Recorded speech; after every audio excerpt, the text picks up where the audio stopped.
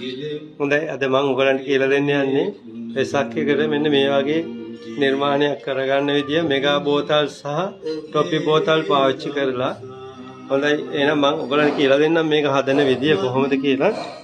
ඔන්න බලන්න දැන් මුලින්ම අපි A4 කොලයක් ගන්න ඕන. මේ වගේ A4 කොලයක් අරගෙන මේක මෙහෙම දෙකට නමා ගන්න ඕන. මේක දෙකට නමලා ඊට පස්සේ අපි මේක කරන්න ඕන.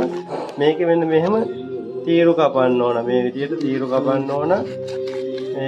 මේක A4 කොලේ මේ විදියට තීරු කපනවා මේ විදියට.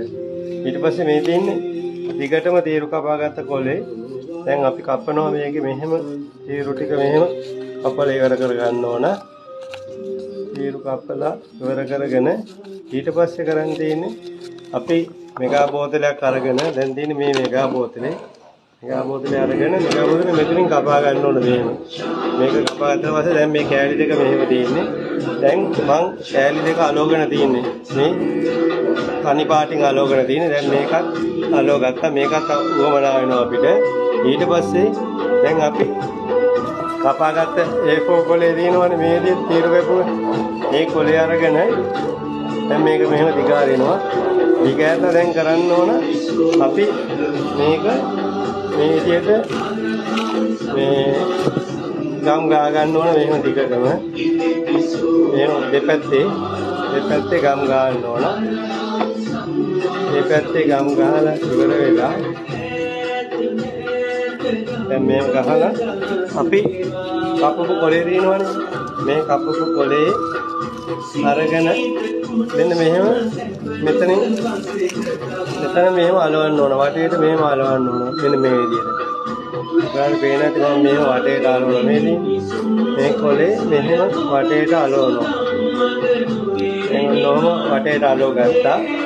වටේට අලව ගත්තා පස්සේ දැන් මේ යට කොටස දිනවනේ. යට කොටසත් මේ විදිහට ආයේ මේ යටින් ගම් ගන්න ඕන. යට ගම් ගාලා මේ විදිහට ගම් ගහනවා.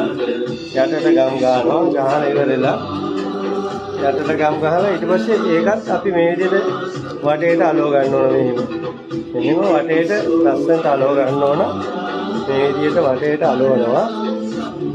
ඔන්න මෙහෙම වටේට ඇලෙවුවට පස්සේ ඔන්න බකට් එක නිර්මාණය වෙන්නේ මෙන්න මේ විදිහට. ඔය විදිහට තමයි බකට් එක නිර්මාණය වෙන්නේ. පේනවනේ මේ විදිහට තමයි බකට් එක නිර්මාණය වෙන්නේ. ඔයගලන්ට පුළුවන් මේකට ලයිට් එකක් දාන්න.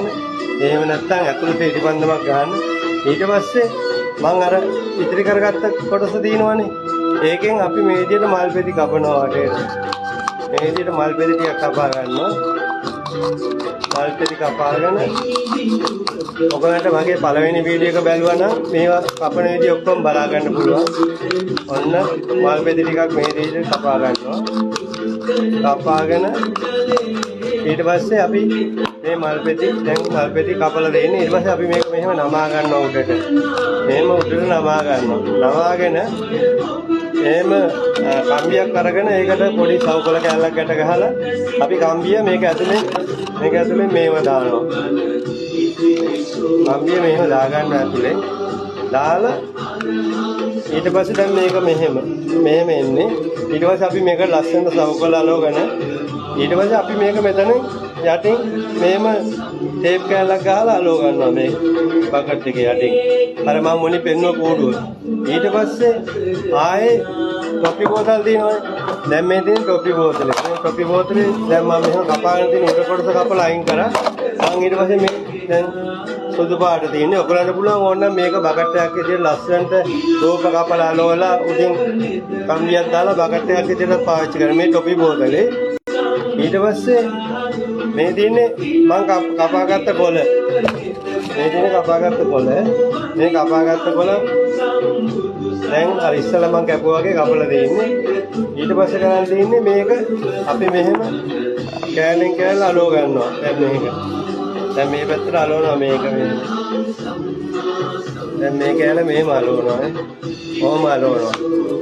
කෑල්ලෙන් කෑල්ල අලවන් යනවා. දැන් මේක මෙහෙම ඇලෙව්වා. ඊට පස්සේ මං ආයේ දැන් මේ යට කොටසට මේම ගම් ගහලා යටටත් මේම ගම් ගහලා මේව අලව ගන්න ඕන මේ විදියට. පේනවද? යටටත් කොහොම ගම් ගහලා ඇලෙවා කියන්නේ. දැන් යට කොටසත් ඕම ගම් ගාලා ඇලෙව්වා. ඔන්න ඔහොම. දැන් මේ එක පාටක්. මම දැන් ආයෙ තව පාටක් කරන් තියෙනවා. මේ ඉතින් ඒ පාටත් අනිත් පැත්තට අලවනවා මෙහෙම.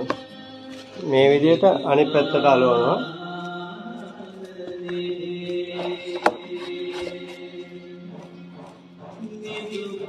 මේ විදිහට අනිත් පැත්තට අලවනවා. දැන් මම මේ බකට් එක පාටින් අලවන්න යන්නේ. පාටින් මේ විදිහට දැන් වටේම ඇලෙව්වම මෙන්න මේ විදිහට තමයි කෝඩු වෙන්නේ. ඔයගලන්ට අදහසක් ගන්නයි මෙහෙම වෙන්නේ. ඊට පස්සේ මේකටත් අර විදිහට මලක් කපලා මේක යටින් මෙහෙම එල්ලන්න පුළුවන් ලස්සනට ඔය. මේ විදිහට තමයි කෝඩු වෙන්නේ හදලා ඉවරනම. ඉතින් ඔයගලන්ට පුළුවන් මීටත් වඩා ලස්සනට නිර්මාණය කරන්න වටත් වඩා හොඳට බලන්න උත්සාහ කළා මේ වැස්ස දවස්වල ගෙදරට ඉන්න එපා. අඩු වේදමින් මේ වගේ කෝඩුවක් හදලා ලයිට් එකක් හරි ඉතිපන්දමක් හරි පහනක් හරි පත්තු ගන්න පුළුවන්. හැමෝටම කියන්න මේක ෂෙයා කරන්න පොඩි අයන්ටත් බලන්න. ඔක්කොටම ජය වේවා.